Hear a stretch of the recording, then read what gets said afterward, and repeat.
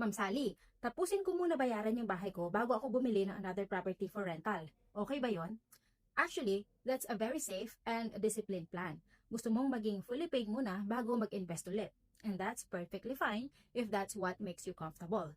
Pero, let me share another perspective. If you wait until your current home is fully paid, it might take several years before ka makabili ng next property.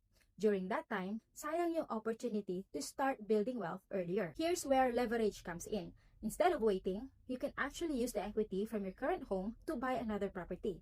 Basically, you're using other people's money, which is the bank's money, to grow your own investments faster. When you use leverage properly, you are letting your real estate work for you. Habang binabayaran mo pa yung first home mo, your rental property could already be generating income and building equity at the same time. Of course, this strategy isn't for everyone. Kailangan pa rin natin tignan kung pasok sa budget mo, stable ang income, at komportable ka sa extra responsibility of owning a second property. Pero, kung financially ready ka na, leveraging your equity can help you build wealth faster kaysa maghintay ka muna na ma-fully paid yung bahay mo.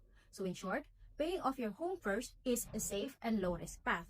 On the other hand, using leverage is faster growth but with some calculated risk. Ang mahalaga, well plan it properly so whichever path you choose, it aligns with your long-term financial goals.